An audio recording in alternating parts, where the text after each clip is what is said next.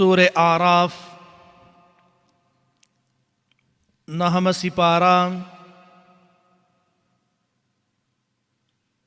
आयत नंबर 194। सूर आराफ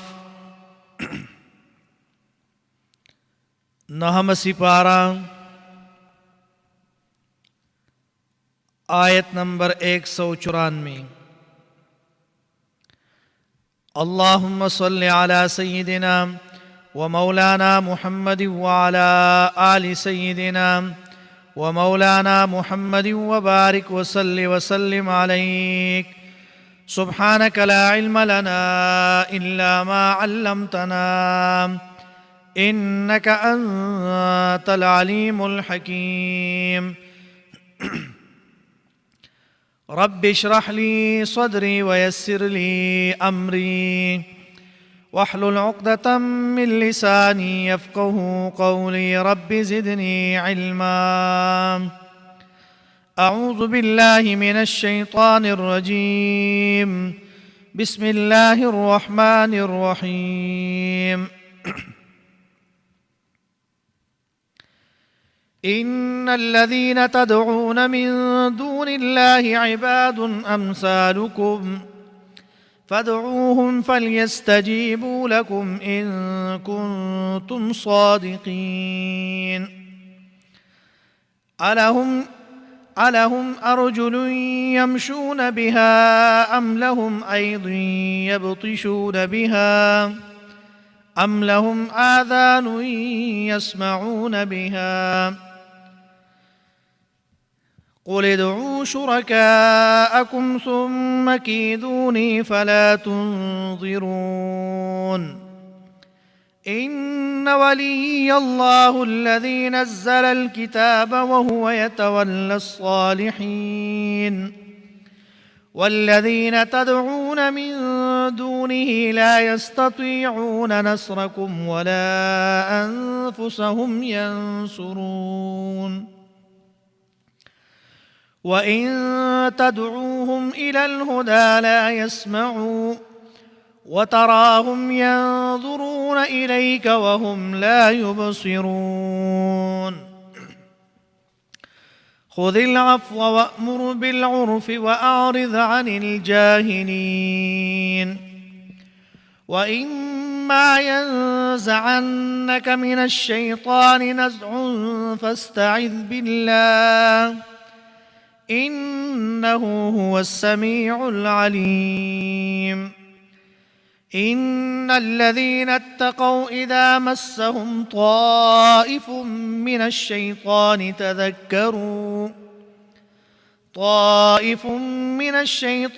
तज़क्करू फ़इज़ा हुम मुबसिरून। वइख़वानुहुम यमुद्दूनहुम फ़िल ग़य्यि थुम्म ला युक़सिरून। वइज़ा लम तअतिहिम बिआयतिन क़ालू लौला इज्तबैतहा क़ुल इन्नमा अत्तबिउ मा यूहा इलय्य मिन रब्बी हाज़ा बसाइर मिन रब्बिकुम वहुदन वरहमतुन लिक़ौमिन युमिनून। वइज़ा क़ुरिअल क़ुरआनु फ़ास्तमिዑ लहु वअन्सितू लअल्लकुम तुरहमून। सदक़ल्लाहुल अज़ीम।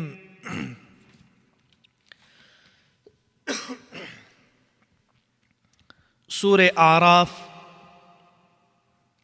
नहम सिपारा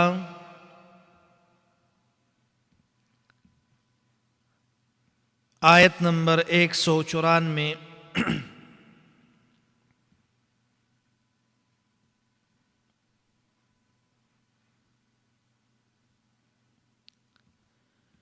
उस दी ज़ैना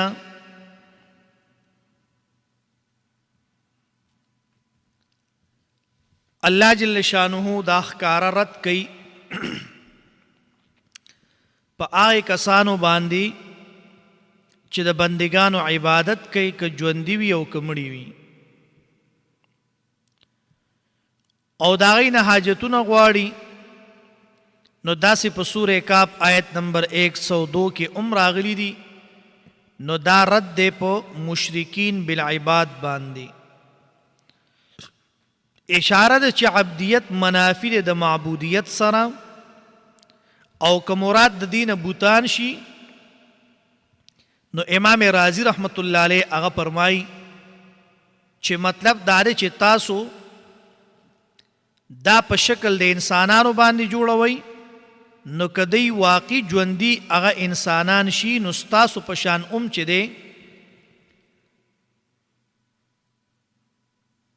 یعنی ستاسو حاجت روا دا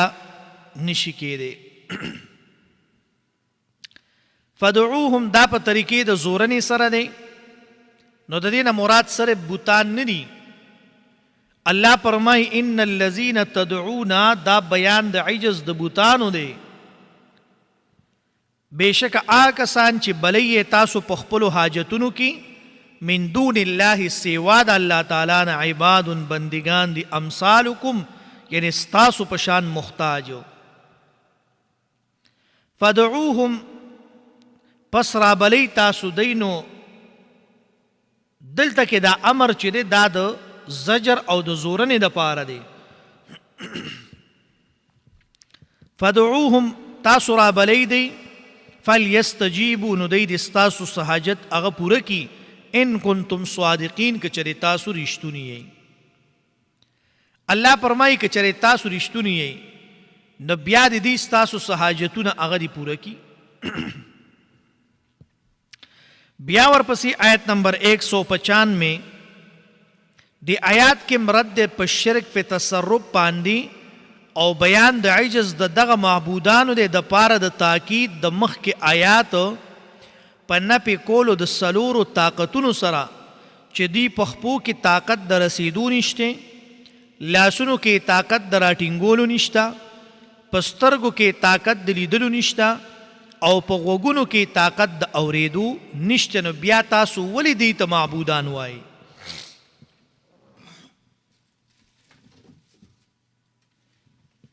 الله فرمای ولی تاسو دی ته معبودان وای او تاسو ولی دی را بلی او د دین تاسو امدادونه غواړئ نو پدې کې نفي د قید دا سره په زکه چې د معبودانو د دی خو دا اندامونه هغه یې نشته کبوتان وی نو عمر له عابدانو هغه جوړ کړی دي او کمړوي نو دا غي اعضاء اغشتا نو پدې شرط چې خاورې شوی نوی نو نفي د مقید دلته مراد نه ده او هر کله چې مدد کولو د پاره دا سلور قوتونه ضروری دي نو دا غي ذکر یو کو الله فرمای قل ادعوا شرکاءکم آیات کې وی الہم ارجل یمشون آیا دی د پاره خپېشتره یمشون چې تلی شي پاغي باندې ام لهم اید یبطشون آیا دی د پاره لاسونه شته چې نیول کول شي پاغي باندې ام لهم اعین یبصرون بها دی د پارسترګ شته چې پای باندې لیدلو کی او ام لهم اذان يسمعون بها دی د پار غوګونه شته چې پای باندې اوریدل کی الله فرمای قول ادعوا شرکاءکم ورته وایا روبل شریکانان خپل ثم کیدونی بیا چل ول تدبیر جوړ کی ماتا فلا تنذرون پس مهلت مرا کوي ماتا قول ادعوا دا جواب د سوال د مشرکینو هغه وی چې دا خبره مکوا ګنې دا معبودان بدرتا هغه چې دنو نقصان بدرتا ورسي جواب وشو چې دې روبلې تاسو ماته د ضرر د رسول د پاره او تاسو ور سره ملګری شي الله فرمای مهلت مرا کوي زنی رحم الہم ارجل یمشون بها ام لهم آذان يسمعون بها قل ادعوا شرکاءکم نو پیغمبر صلوات و سلام ته وی چې د الہ او عجز او زم بیانوا غنک زمون دا معبودان چې کوم دی بتاتا یعنی خیری برتو کی نقصان برت ضرور سے تب ہلاک شي نو الله فرمای ورته وایا قل ادعوا شرکاءکم رو بلی تاسو خپل شریکانان تاسو چې کوم خلق تاسو امداد د پاره اگر بلی اغه رو بلی کنه بیا ورپسې فرمای आयत नंबर 196 इन वली अल्लाहुल्लज़ी नज़्ज़ल किताब दा इल्लत दी खबरी च यानी कम कस आगा पे हक और पे सच मुसलमान विनो दे द गैर अल्लाह न नहीं यरीगी द चाची ईमान मजबूत वी और क्लक वी नो दे बियाद नहीं यरीगी और वही च बचकऊन के जमा सूखते अल्लाह ताला दे नो कुरान पदी मसला अगर आले गले दे और इशारा दे च कुरान बयानऊन के और द अल्लाह द दावत वर्कऊन के दाद सालिहीन न दे और अल्लाह ताला बिया दी खल्क से कई इमदाद कई। हाँ कम खलक ची द अल्लाह ताला द दिन खिदमत कई कम खलक ची द अल्लाह ताला द दिन ची देनो आगा खिदमत कई नो अल्लाह ताला द आगा खल्क को इमदाद कई और द अल्लाह ताला इमदाद ची दे नो दा अगई सरा शामिल हाल वी।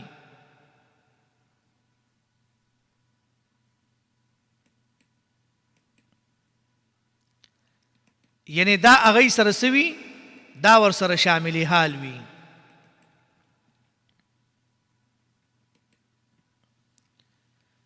चे सोक दा अल्लाह ताला द दिन आगा खिदमत कई नो दा अल्लाह ताला इमदाद चे दे नो दादी सरा शामिल हाल वी। नो अल्लाह फरमाई इन वली अल्लाहुल्लज़ी नज़्ज़ल किताब यानी अल्लाह ताला आगा ज़ात ते इन वली अल्लाहुल्लज़ी अल्लाह ताला आगा ज़ात ते चे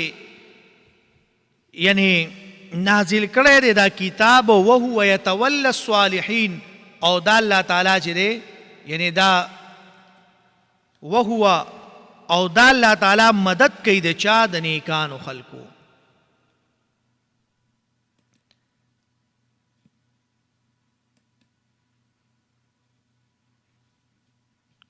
यानी अल्लाह द नेकान खल्क को इमदाद कई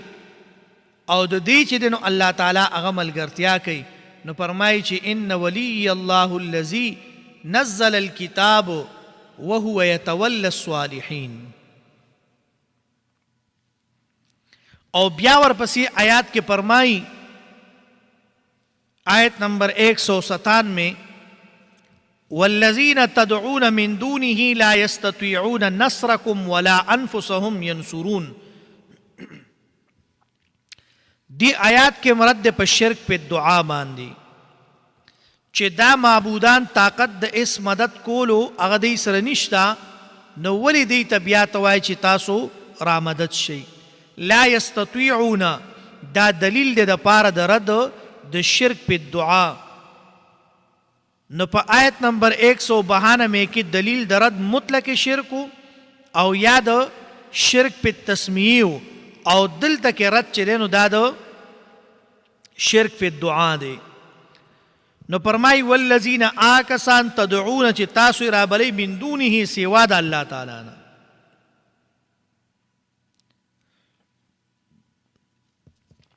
नो अल्लाह फरमाई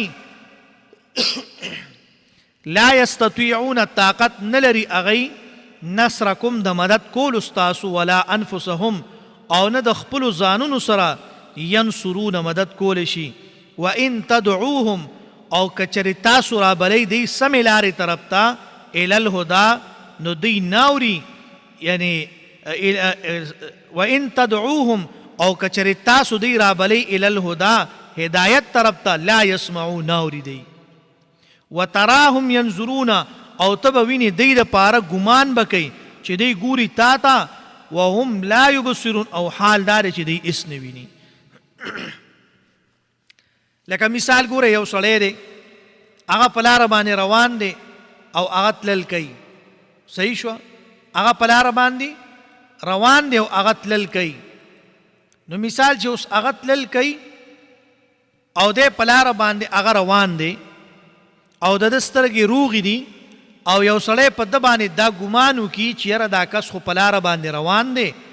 और लिहाजा चे देनो दे मा तगूरी लेकिन दाग पस्तरगु के नजर नहीं हो गद तगूरी ना नो अल्लाह फरमाई द दी मिसाल उम्दा से दे नो दावर पसी आयत नंबर 198 دام رد په شرک په دعا باندې چې معبودان هغه نه ستاسو حال ویني نه ستاسو خبرې اوري نو چې ناوري نو دوی ته تاسو بیا ولې وایئ چې تاسو زمونږ امداد وکئ موږ سره راشئ. الهدا مراد د دې نه د خیر او د پیدې خبره ده. وتراهم ينظرون او الله فرمایي ته به ویني دی دپاره. نو که دا آیات د بوتانو په باره کې شي نو هغه خو بوتانو له سترګې هغه جوړې کړې وي ځکه هغه ووي چې ترا، او که مراد تېنه هغه مړي شي نو تراهم خطاب د مشرک ته او رؤیت په معنی د عقیدې دی. یعنی عقیده د مشرکانو هغه دا وي چې هغه وایي چې مړي مونږ ویني او مړي مونږ ته حاضر او ناظر دي. نو الله فرمایي وتراهم ينظرون الیک وهم لا یبصرون، او بیا ورپسې وایي خذ العفو وامر بالمعروف واعرض عن الجاهلین. خذ العفو امر کوه د نیکۍ، یعنی خذ العفو خپل عادت وګرځو معافي کول، وامر بالمعروف امر کوه د نیکۍ، واعرض مخ اړوه عن الجاهلین د جاهلانو نه. دا ورپسې آیت نمبر 199 اوس رستو د رد شرک په مشرکانو باندې، یعنی د مشرکانو باندې د رد نه بعد اوس ذکر کوي په طریقې د رد کولو د دې آیات نه تر صورت تر اخیره پورې. ته صورت اخیره پورې چې دی لس آداب هغه بیانوي د پاره د مبلغ د حق، او په دې آیات کې 3 آداب ذکر کوي. کم سړی چې هغه تبلیغ کوي، کم سړی چې مبلغ وي، نو د پاره لس آداب بیانوي، او په لسو آدابو کې 3 آداب په دې آیات کې دي. الله فرمایي خذ العفو یو، وامر بالمعروف 2، او واعرض عن الجاهلین 3. خذ العفو نه مراد دلته په عمل کې هغه راوستل دي. علامه ابن کثیر او علامه ابن جریر وایي چې د دې نه مراد معافي کول دي د مشرکانو. کله چې هغوی ظلم کوي او شتم کوي نو د مؤمنانو عفو کول دا خو په طریق اولا سره چې دی نو هغه په دې کې داخل دي. العرف دا په معنی د معروف سره دی، ټول طاعاتو ته شامل دی، یعنی سره د ماپای کولو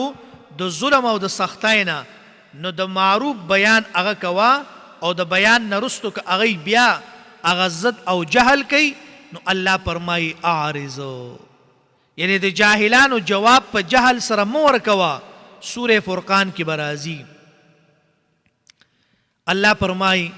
چې دوی ته په جهل سره جواب مه ورکوه. او امام جعفر صادق وایي چې نشته په قرآن کریم کې د دې آیات په شان چې راجمع کړي وي ښایسته اخلاق په اختصار سره، او په دې آیات کې وایي 3 آداب ذکر کړل د اخلاقو. 3 آداب ذکر کړل. یو پکې دار خذ العفو، معافي کوه، دا خپل عادت وګرځوه. وامر بالمعروف، یو سړي ته ښه خبره کوه، نیکه خبره ورته کو. واعرض عن الجاهلین، مخ اړوه د جاهلانو نه. د دې جاهلانو ملګرتیا مه کوه. نو فرمایي ورپسې هغه مخکې آیات کې چې دی په 4مه سپاره کې تیر شوي دی. خذ یعنی خذ مراد چې دی دلته په عمل کې راوستل دي، عادت ګرځول دي،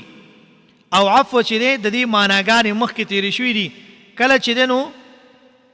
چې هغوی ظلم کوي نو مؤمنانو ته عفو کول په دې کې هغه چې دی نو دا په طریق اولا سره داخل دي. نو مراد تېنه دا دی چې نرمي کوه، سختی مه کوه دی سره، چې تا نه مؤمنان دا متنفره نشي. په 4مه سپاره کې تیر شوي دي ولو كنت فظا علیظ القلب لانفضوا من حولک. او بیا ورپسې الله جل شانه فرمایي واعرض، د جاهلانو د جهل جواب په مقابله د جهل سره مه کوه، بلکې سلامتیا والا قول هغه ورته ووایه قالوا سلاما، قالوا سلاما. بیا ورپسې آیات کې فرمایي واما ينزعنك من الشیطان نزع فاستعذ بالله. که ورسی تا ته د طرفه د شیطان نه خو وسوسه، او مطلب دا دی چې شیطان تا ته وسوسې اچوي، نو فاستعذ بالله ته پناه نیوه په الله سره انه سمیع علیم بېشک هغه اوریدونکی دی او عالم دی. اوس دا آیت نمبر 200 دا څلورم ادب دی کله که مبلغ هغه له غصه راشي د وجې د عمل د جاهلانو نه نو اعوذ بالله دی وی او داسې په سورې حامیم سجده کې به راځي. دا څلور آداب شو. ها که چرته د مبلغ ته مطلب یو سړی بیان کوي یو سړی تبلیغ کوي هغه ته غصه راله د جاهل په جهل باندې نو دی اعوذ بالله وی په هغې صبر کوي.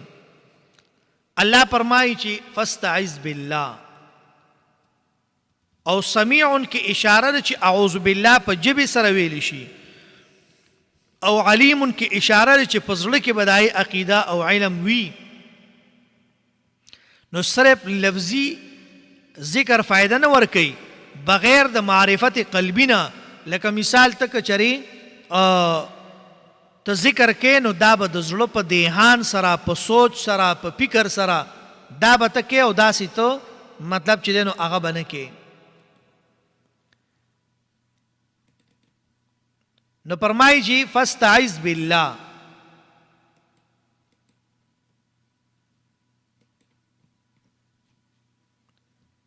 یعنی ته په فنا غواړه په الله سره انه سمیع علیم دا الله تعالی اوریدونکی او عالم دی. بیا ورپسې آیت نمبر 201 الله فرمای ان الذين اتقوا اذا مسهم بیشک آکسان چریږي د الله تعالی نه اذا مسهم کله چې ورسی دیتا طائفتن یعنی دیتا سو وسوسه طائفن سو وسوسه من الشیطان د شیطان نه تذکروا نو یاد دی کی دی الله تعالی فاذا هم مبصرون نو دغه وخت دی هغه پویدونکي وي. نو هر کله چې ګوره نزع د شیطان هغه ذکر شو دلته اوس دای عموم ذکر کیږي او دا چې دنو دو قسمونه د انسانانو ذکر کوي. طائفن په معنی د عذاب او د ارادي د ګناه او ګناه کول او د پیریانو حمله کول دی په دې ټولو معانو سره. نو فرمایي چې تذکرو یعنی دی یاد کې الله تعالی لرا او ذکر شروع کی. نو بیا ورپسې فرمایي چې تذکرو یعنی یاد کوي تاسو وعده او وعید د الله تعالی یا یاد کوي استعاذه ویلو. نو په دې آیات کې پنځم ادب ذکر دی په لفظ د تذکرو سره او اشاره دی تر چې شیطان غلبه نشي کولی په متقیانو باندې. شیطان چې دی غلبه نشي کولی په متقیانو باندې. لکه بعضې خلک وایي لکه اوس په یو کور کې 10 کسان پاتې کېږي او پای کې یو هم چې دی نو هغه مونځ او دس نه کوي. نو هغه یې څه وایي یاره زمونږ په کور کې برکت نشته زمونږ په روټۍ کې برکت نشته او زمونږ په چای کې برکت نشته او مطلب دا دی چې زمونږ په دې کې برکت نشته او په دې کې برکت نشته. نو لہذا برکت پس کې راځي برکت به دې سر راځي چې ته په کور کې مونځ او دس او مطلب دا دی چې ته دا ارس شروع کی نو دې سره به چې دی هغه برکت پر راځي. دې سره برکت نه راځي چې مطلب دا دی چې ته په مونځ او دس نه کې نو ستا به په رزق کې کوم ځای نه برکت راشي. او بله خبره دا ده چې په تا باندې به شیطانان حملې هم کوي ستا په ذهن کې به وسوسې هم راځي او بیا به په تا باندې کله جنات کینی او کله به څه چل کېږي او کله به څه چل کېږي. نو د هغې نه بهتره خبره دا ده چې ته ځان کې تقوا پیدا کړه چې په تا باندې نه پیریان در باندې راځي او نه در باندې جن راځي او نه در باندې من راځي. نو فرمایي چې تذکرو یعنی دی یاد کی اللہ تعالی او ذکر دی شروع کی او یاد کی دا اللہ تعالی وعید او وعدی دا اللہ تعالی. نو بیا ورپسې فرمایي چې لا یقصرون ضمیر شیطانانو یا اخوان تراجی دی یعنی شیطانان په وسوسو کولو کی او بلا خبره دار چې اخوان دا غي په ګناه کولو کی قصور او کمی چې دی دانه کوي. نو بیا ورپسې آیات کې فرمایي آیت نمبر 203 وَإِذَا لَمْ تَأْتِهِمْ بِآيَةٍ قَالُوا لَوْلَا اجْتَبَيْتَهَا. پر آیات کې ذکر د گمراهۍ دا غي دی چې دی آیاتونه او معجزې د پیغمبر هغه خود ساخته غني، د دې وجنا د اغنا یعنی د جوړولو طلب کوي، او بیا په دې آیات کې شپږم ادب چې هغه ذکر کوي په قل سرا. فرمای قل انما اتبع، ورته وای چې بهشکه زه خو تابعداري کوم د هغه چې وحی کول شي الی ماتا من ربی، د طرفه د رب زمانه. نو دی ځای کې الله فرمایي چې دلته په لفظ د قل سرا دا شپږم ادب ذکر دی. هذا بصائر، دا تفسیر د ما یوحى الی د پاره، او اشاره ده کستاسو غختلې شوی معجزه اگر نړم نو سحرج نشته، ځکه چې قرآن چې دی نو دا کافی معجزه ده. بصائر مراد د دینه داسې حجتونه او دلیلونه دي چې د عقل د پاره بصیرت پیدا کوي. نو دا تسمیه د سبب ده په اسم د مسبب سره. او پیدا غستون کې د قرآن نه دا درې قسم دي. اول چې مرتبه د عین الیقین هغه پکې وي، نو هغه د پاره بصائر دی. دویم دا ده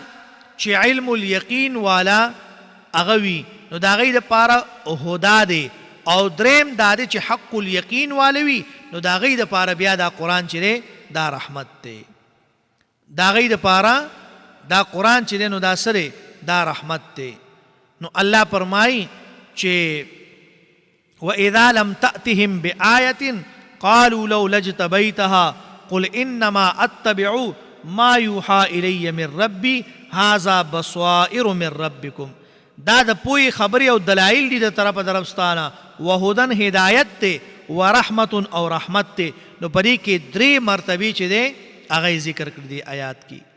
بصائر نه مراد دلته داسې حجتونه دلیلونه دي چې د عقل د پاره بصیرت پیدا کوي. نو دا تسمیه د سبب د په اسم د مسبب سره او پیدا غستون کې د قرآن نه دا درې قسم دي. اول دا چې مرتبه د عین الیقین پکې وي، نو دا غي د پاره بصائر دی. دویم دا چې علم الیقین والوي، نو دا غي د پاره هدن دی. او دریم دا چې حق الیقین والوي، نو دا غي د پاره رحمت دی. بیا ورپسې آیت نمبر 204 دی. آیات کې دو آداب ذکر دي، اوم او اتم. په وخت د لستو د قرآن کې یعنی قاری له پکار دي چې اوریدونکو ته د آداب دا ورته بیان کی. او صحیح دا ده چې دا آیات عام دی، منځونو او خطبو ته دا شامل دی. عام اوقاتو کې چې قرآن لستل کېږي نو دا آداب دا واجب دي. اوس دلته فرمایي چې وَإِذَا قُرِئَ الْقُرْآنُ، کله چې لستل کېږي قرآن فاستمعوا، غوږ کېږدئ دې ته، وانصتوا، چپ شئ، لعلکم ترحمون، دې دپاره چې په تاسو باندې رحم وشي. اوس دې ځای کې چې ده نو استماع اوریدل دي په قصد او ارادې سره. او سماع چې دی دا عام دی، که قصد وي او که نه وي. او انصات چې دی دا پرېښودل د نورو مشاغلو ته وایي. نو په دې آیات کې دوه باسونه دي. اول باس په باره د نزول او د خطاب د دې آیات کې، نو امام رازی رحمت الله علیه وی په دې کې اقوال شته. اول دا چې د آیات په خپل عموم باندې جاری دی. په هر وخت کې چې یو انسان قرائت د قرآن کوي نو په هر چا باندې د هغې اوریدل واجب دي. که هغه منځ کې وي یا په خطبه کې وي یا درس د قرآن وي، تر دې پورې چې شاملي کړي چې یعنی ډیر کسان هغه چې یو ځای شي د قرآن قرات په اوچت اواز سره کوي لکه څنګه ختمونه خلک کوي، نو دا مکروه کار دی. او دویم قول دا دی چې دا نازل شوی د پرد د خبرو کولو په مانځه کې. او دریم قول پکې دا دی چې دا نازل شوی دی په باره د منع کولو د سلامونو کې په یو بل باندې په مانځه کې. مطلب دا دی پخوا به داسې وه چې لکه یو سړی به راغی هغه په موس کې خبرې هم کولی شوې، بل به راغی موس ته به ولاړو هغه به یې جواب ورکړه د سلام، هغه سلام جواب چې به یې ورکړو نو هغه به وله سلام به یې واچو، بل به وله جواب ورکړو. نو دریم قول پکې دک کرې. او څلورم قول دا دی چې دا نازل شوی دی په باره د خطبه کې. او پنځم قول دا دی چې دا نازل شوی دی په باره د قرات د خلف الامام کې. او دا قول علامه ابن کثیر او علامه ابن جریر هغه هم ذکر کړی دی چې دا په باره د قرات د خلف الامام کې نازل شوی دی. او شپږم قول دا دی چې دا خطاب د کافرانو ته او دا چې دی نو یعنی دلته کې الله فرمایي چې دا هدایت دی، یعنی حصول د هدایت دی. تاسو مطلب دا دی چې قرآن ته غوږ کیدئ او دا واورئ. چې دلته قرآن بیانیږي او ته خبرې کې، نو دا صحیح نه دي. او امام راضي رحمت الله علیه دا قول په دې یعنی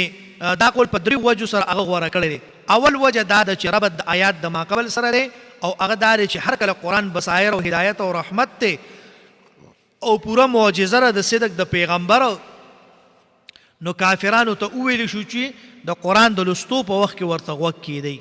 د پاره د دې چې د دې فصاحت او بلاغت او اعجاز تاسو ته معلوم شي، نو رحم به در باندې الله تعالی وکي په هدایت سره. او دویمه وجه دا ده چې دا پرد د کافرانو کې دی چې د هغوی حال په سور حامیم سجده آیت نمبر 26 کې ذکر کړی دی. الله فرمایي لا تسمعوا، په مقابله کې فاستمعوا والغوا فیه، او په مقابله د والغوا فیه چې وانصتوا ذکر کړی دی. نو ګوره لا تسمعوا په مقابله کې فاستمعوا، والغوا فی په مقابله کې وانصتوا ذکر کړی دی. او درېمه وجه دا ده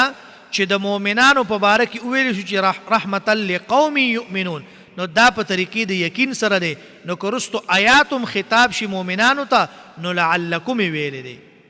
لعلکم دا ویلی دی. نو الله فرمایي چې واذا قرئ القرآن فاستمعوا، انو لکه که تاسو خیال کړئ نو کله چې امام د جمعې پر ورځ ودرېږي هغه څه وایي یا ایها الذین آمنوا صلوا علیه وسلموا تسلیما. نو اوریدونکي دې په پټه باندې درود شریف ووایي، او په پټه باندې درود شریف ویل دا چې دی نو په پټه باندې دي، او بعضې وایي چې نه په ژبه باندې دي ووایي، خو مطلب دا دی چې یعنی ځان سره دی هغه په بعضې وایي چې په ښکاره باندې دي ووایي. نو دا پټ ویل دا په ژبې سره د استمتاع او د انصات سره دا منافي نه دي. نو فرمایي چې واذا قرئ القرآن، اوس دې ځای کې بیا چې دی نو امام ترمیزی په ذکر د مذهب د اصحاب الحدیث کې هغه وایي چې امام بخاري په جزء القرات کې وایي چې په اوله سکته کې د قرات هغه دی وکي، او بله خبره دا ده چې سورې فاتحې ته دا شامل دی او عام دی دا په احادیث د لا صلاة ولا تجزئ صلاة دی سره. نو علامه ابن حاجد بیا په مختصر الاصول کې هغه وایي چې تخصیص د قرآن په خبر واحد سره قول د ائمه اربعو دی، او په احنافو کې صرف عیسی ابن ابان او امام کرخی چې د هغې خلاف کړی دی. نو فرمایي چې کم حدیث خبر واحد چې اکثر صحاحو او سننو په صحیح سند سره ذکر کړی دی، نو هغه ظني نه وي بلکې هغه قطعي وي چې بالاتفاق تخصیص د آیات کولی شي. او دویمه وجه او درېمه وجه امام ابو المظفر سمعانی هغه په خپل تفسیر کې هغه ذکر کړی دي چې د دې وجې نه هغه مولانا عبدالحی لکنوي رحمت الله علیه هغه هم وایي چې دا آیات دلالت نه کوي په عدم جواز د قرات په سر باندې، یعنی په حال د سکتې سره. نو په دې طریقه باندې چې عمل په قرآن او په صحیح احادیثو باندې حاصلیږي، او اصل استدلالی اختلاف د صحابه او د ائمه او مجتهدینو هغه موجود دی، نو په دې کې تشدد کول او په یو بل پسې منځونه پرېښودل دا جایز نه دي. نو فرمایي واذا قرئ القرآن فاستمعوا له وانصتوا لعلکم ترحمون، دا تاسو کوي چې الله در باندې رحم وکړي. بیا ورپسې آیت نمبر 205 په دې کې چې دی نو الله فرمایي واذکر ربک، یاد کا یادور رب خپل په زړه خپل کې، تضرعا په عاجزۍ و خفیتا په یرې سره، و دون الجهر او په ښکته سره د جهر قولینا، و دون الجهر من القول بالغدو سبا والآصال او بیگا، یعنی مولا تکم من الغافلین مکیږه د غفلت کوونکو نه. نو دی آیات کې هم دو آداب ذکر دي، نهم او لسم ادب، او د ذکر یعنی درب چې نو دا دو طریقې ذکر کړي. یو فی نفس کا پزړه ستا کې، یعنی پزړه کې ذکر کول بغیر د حرکت د دغه نه چې د زړه نه، دې ته خفي ذکر وای. او امام رازی او امام علامه آلوسی هغه وایي چې فی نفس کا کې اشاره ده چې عالم به وي په معنا د ذکر باندې، نو ذکر لسانی بغیر د علم د معنی نه وي د هغې ثواب هغه نشته. او چا چې کلمه طیبه ولسته او د معنی لحاظ نه کوي او جاهل وي، نو د هغې د معنی نه مطلب دی د هغې په معنی باندې نه وي پوه، نو دی الله تعالی په نسبت باندې مؤمن نه دی. ودون الجهر او په جبه ذکر کول او په پټه باندې، علامه ابن عباس حضرت ابن عباس رضی الله عنهما چې دی د هغه نه روایت ته چې داسې دي ووایي چې ځان ته اوري، او د آیات دلیل دی چې اصل په ذکر کې چې دی هغه پټوالی دی څو پورې چې خاص دلیل شرعي هغه نه وي، نو په اوچت اواز باندې بیا ذکر کول دا بدعت دی. او دا قول د امام ابو حنیفه رحمت الله علیه په استدلال د دې آیات سره په فقه حنفي کتابونو کې هم لیکلی دی. او دا چې دی نو بحر الرائق وګوره او فتح القدیر کې هم شته او تبیین الحقایق کې هم شته او روح المعانی کې چې دی نو دا هم شته. نو په دې آیات کې علامه ابن جریر یو قول دا ذکر کړی دی چې مراد د دې نه قرات خلف الامام دی په پټه باندې، لیکن هغه قول باندې علامه ابن کثیر چې دی نو هغه په بیا رد کړی دی. نو فرمای بالغدو والآصال مراد د دې نه هر وخت دی، لیکن تخصیص د دې دوو وختونو دا د یو څو وجو نه شوی دی. اوله وجه دا ده چې وخت د غدات دا د بیداری دی، او وخت د آسوال چې دی دا وخت راتلو د خوب دی. نو اشاره ده چې ابتدا کول په بیداری او د خوب په ذکر د الله تعالی سره دا پکار ده. لکه سړی د خوب نه پاسی ذکر کوي، سړی اوده کیږي په ذکر سره اوده شي، نو په دې وخت کې دا ذکر کول چې دی نو دا پکار دی. بله وجه دا ده چې په دې دوو وختونو کې ملائک عملونه د ورځې او د شپې هغه برخیږي، نو ځکه الله فرمایي چې ودون الجهر من القول بالغدو والآصال، د سحر او د ماښام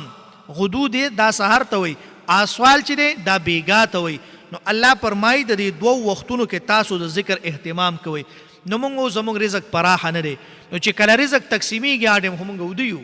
سهار رزق تقسیمیږي، سهار چې سړی مونځ وکړي نو دغه وخت کې رزق تقسیمیږي، هغه ټایم موږ اوده پراته یو. حکه بیا مازدیګر مونځ شو، الله فرمایي حافظوا علی الصلوات والصلاة الوسطی. بعضې وایي د دې نه د ماښام مونځ مراد دی، بعضې وایي د مازدیګر مراد دی. د هغې بحث چې دی هغه په 2مه سپاره کې تیر شوی دی. نو په دې ورځ او شپې په دې وختونو کې فرشتي د انسان اعمال بر وړي، نو وایي دا پکار دادي لکه یو سړی ګوره ستا د خط سرنامه وګوري او اخیر وګوري، منځ کې خو پکې خامخا څه اخوا دېخوا شوي، خو چې سرنامه یې ښیي او اخیر یې ښیي نو زمړه به دا نور ورته پرېږده دا دوره خبره نه ده وایي. پوه شوې که نه؟ ته یو استاد له پرچه ورکې او هغه پرچه کې مثال تا بره نه تا ښایسته سوال ولیکو، نوم دې ولیکو، د نالایقه سړي د هغه شان دا دی چې دی به د پرچې اول به ډېر ښایسته لیکي، تش رنګونه به ورکوي،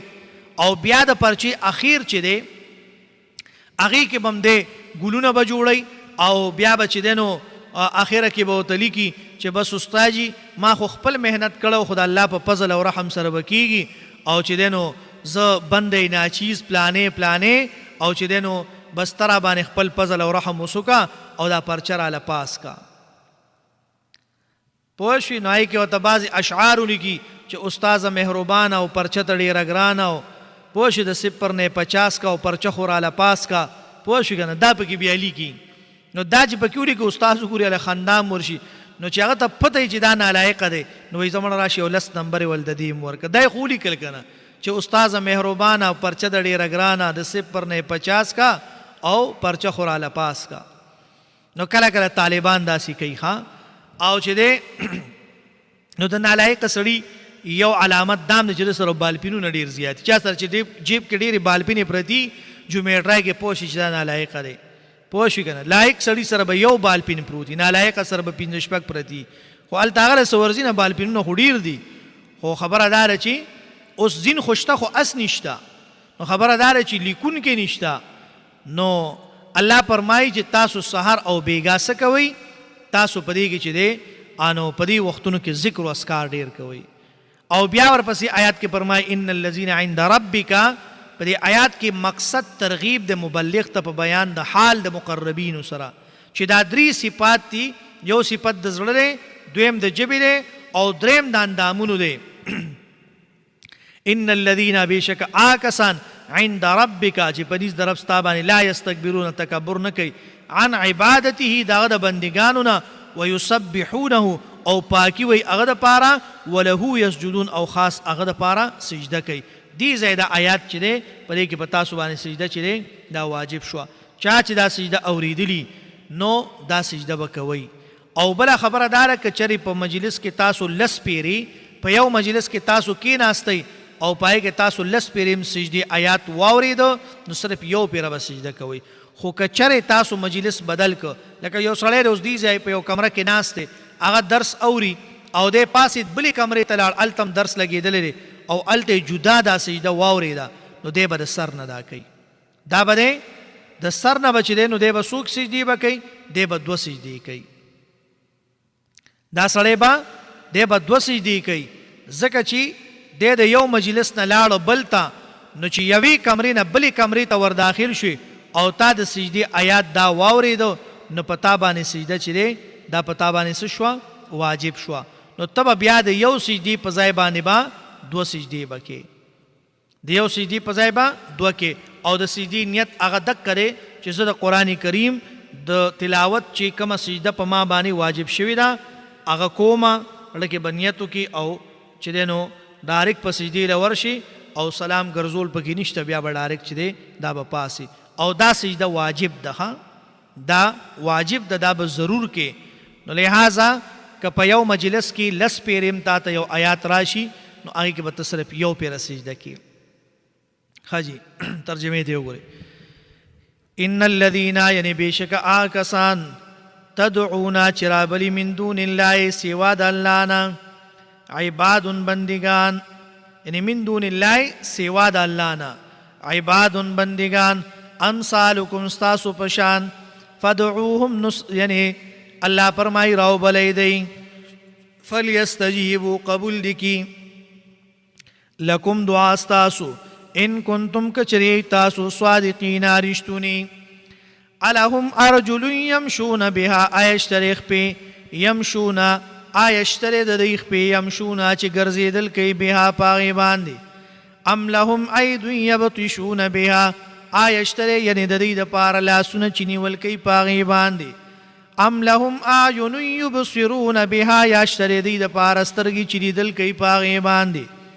ام لهم آزانون یاشتری دی دا پارا آزانون چی غگونا یسمعونا یعنی اوریدل کئی بها پاغی باندی قول ادعو شرکاءکم اوای چرا بریخ پل شریکان ثم کیدونی بیا تدبیر کئی زما خلاف فلا تنظرونا ما تمہلت مراکوئی ان ولی اللہ الذی بیشک زما کارساز اللہ تعالی دے نزل الکتابا چرا لے گلے دے کتاب وهو یتولی الصالحین او اغمل گرتیا کئی یعنی دنیکانو والذین تدعون آکسان چی تاسو را بلی من دونه سوا دا اللہ لا یستطیعون طاقت نلری نصرکم یعنی استاسو دا مدد ولا انفسهم او ند خپل ځان ینصرونا مدد کولشي وان تدعوهم الى الهدى او کچره تاسو را بلی دی د پارا الى الهدى سمیلارتا لا يسمعون ناوري وتراهم ينظرون او توینی یعنی چې دی ګوري الیک تا وهم لا يبصرون او حال دار چې دی نویني خذ العفو او معافی کوا وامر حکم کوا بالعرف دنی کای وعارض مخ اړوا عن الجاهلین د جاهلاننا واما ينزعنك او کچر ارسیتا تا من الشیطان د شیطان د طرفنا نزع وسوسه فاستعذ بالله نو پنا غواړه پالله سرا انه بشکاغا سمیع علیم اوریدن کې او پوره ان الذين او بیشک آکسان یعنی اللہ فرمائی اتقو چیریگی دا اللہ نا اذا مسهم کل چورسیگی غیتا طائفتن سوسوسا من الشیطان یعنی دا شیطان نا تذکرون رایات کی دی اللہ فاذا هم مبصرون دا وقت یعنی دی یعنی اخیاروی یا بصیرت حاصل ان کی وی و اخوانهم اورون دا دی یمدونهم راکاگی دی دا پارا فی الغی پسر کشے کی ثم لا يقصرون بیا دی اس کمی نکی وَإِذَا لَمْ تَأْتِهِمْ او کله چې را نړیت دیتا بِآیَةٍ سنخ او معجزه قالوا نو دی وای لولا اجتبیتها ولد ځان نه جوړیت قلت ورته وایا انما اتبع بشک ز دابداری کوم ما د هغه څه یوحا چې وحی کول شي الی ما تا من ربی د طرف در خپلنا هذا بصائر دا دلیلونه د پوهې خبرې دي من ربکم د طرف در استاسو نه وهدن هدایت ته ورحمتنا مهربانی دا لقوم یؤمنون د هغه قوم د پاره چې هغه ایمان لري واذا قرئ القرآن او هر کله چې لوستل کیږي قرآن فاستمعون خو وکیدی له دی قرآن ته وانصتوا او چپ شي خاموش شي لعلکم دې د پاره چې پتا سبحانه ترحمون رحم کړي شي واذكر ربك او یاد کړئ خپل رب فی نفسک د زړه خپل کې تضرعا فعاجز سرا وخفیه وخیفه او پیر سرا ودون الجهر او بغیر د اوچت من القول د زور وینانا بالغدو صبا یعنی سحر والآصال او بیگا او ماخام ولا تكن من الغافلين مکیگت د بے خبرونا ان الذين بشك آکسان عند ربك چرت دربستا سردی لا يستكبرون لوین کیغی عن عبادته دا عبادت د الله تعالی نا ويسبحونه پاکی بیانی داغ وله او اغتا يسجدون سجد کی صدق الله العظيم آمين الحمد لله رب العالمين والعاقبة للمتقين والصلاة والسلام على رسوله محمد وآله واصحابه أجمعين یا الله زموږ د ټولو ګناهونه معاف کړي الله چې کوم صغیره کبیره ګناهونه وي الله په ټولو باندې عفو کلام راکاږي الله پیغمبر صلوات والسلام چې کوم د خیر دعاګانې کړې الله راینه مونږ ته خیر راکړي الله چې کوم شرور آفتونو مصیبتونو پناه وختره الله راینه مونږ ته پناه راکړي الله زموږ د ټولو په حال باندې رحم وکړي الله زموږ د ټولو حوایج برابر کړي الله مشکلات هم حل کړي الله پریشانۍ هم ختم کړي الله مصیبتونه تکلیفونه رانه لري کړي الله د ظالمانو د ظلم نه الله د شریرانو د شر نه الله د حاسدینو د حسد نه الله د بغضیانو د بغض نه ساحران د سحر نه نظربازو نظر نه الله مونږ وساتي الله پیغمبر اسلام چې کوم د خیر دعاګانې کړې الله راینه مونږ ته خیر راکړي الله چې سوره بیماران دي ټولو ته شفای کامله عاجله نصیبه کړي سوره مسلمانان مردگان وفات شوي الله د ټولو قبرونو د نور نه ډک کړي الله د جنت د باغچونه باغچې وګرځي او دا کم سورت چې مونږ ختم کو الله جل شانه دې زمونږ او تاسو مردگانو ته د دې ثوابونه ورسي او ټولو انبیای کرامو ته ټولو صحابه کرامو ته ټولو تابعین ته تبع تابعین ته علماء ته صلحاء ته فقهاء ته مجتهدین ته مفسرین ته زمونږ استادانو ته او خصوصا جناب محمد رسول الله ته الله د دې ثوابونه هغه ورسي الله د غیر روحونو ته دې ثوابونه ورسي او الله دې مونږه تاسو نه د دې په عوض کې الله دې مونږ تاسو ټول لخپل رضا راکړي الله دې مونږه تاسو نه د دې صورت په عوض د دې د تلاوت او د تفسیر د دې د ثوابونو په عوض دې الله مونږه تاسو لخپل رضا راکړي او د دې په بدل کې الله مونږه تاسو له په جنت الفردوس کې اعلی مقامونه راکړي او الله دې زمونږ او تاسو د پاره چې دینو دا د خپل رضا او د خوشحالۍ ذریعہ وګرځي الله دې دا په خپل دربار کې قبول او منظور کړي او الله جل شانه دې چې د دې برکات مونږه تاسو لرا کړي څومره چې زمونږ اوریدونکي دي ډیر زمونږ میندې خویندې په کورونو کې داسې رونه بایګان مشران کشران دکانونو کې په کورونو کې هر ځای کې دا درس اوري او الله جل شانه دې هغوی ته هم د دې برکات ورکړي او الله دې زمونږ او ستاسو د دې برکت د وجې نه زمونږ او ستاسو حوایج دې الله برابر کړي مشکلات ته حل کړي پریشانۍ دې ختمې کړي کومو کورونو کې چې پریشانۍ دي الله دې پکې پریشانۍ ختمې کړي الله دې پکې خوشحالۍ راولي چې د چا کورونه ني الله دې ورته کورونه ورکړي چې د چا کورونه وي الله دې ورته پکې خیر او برکت واچي چې د چا کاروبارونه نشته الله دې هغوی له د حق و حلالو کاروبار ورکړي او چې د چا کاروبار وي الله دې پکې ورته خیر او برکت واچي او چې د چا کاروبارونو کې مشکلات دي الله دې تناغه مشکلات ختم کړي کله چا اولاد ني الله دې ول نیکمل صالح اولاد ورکړي او کله چا اولاد وي الله دې نیک عمله صالحه قرآن خوانه دینداره لوی کی او الله دې مونږه تاسو ټولو له خپله رضا راکړي او چې چا راته دعاګانو دپاره ویلي دي الله یې د ټولو حوایج برابر کړي الله دې د ټولو مشکلات حل کړي او الله دې زمونږه تاسو نه راضي شي او سوره مرګري دي اکثر ماته دعا دپاره ووایي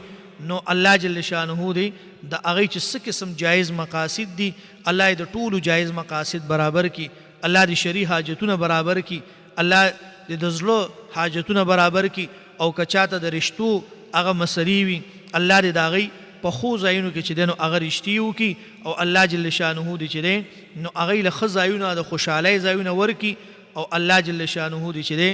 نو د هغې په دغه رشتو کې خیر او برکت واچي او الله جل شانه دې مونږه تاسو ته خپل رضا نصیب کی وصلی الله تعالی علی خیر خلقه محمد و آله و اصحابه اجمعین.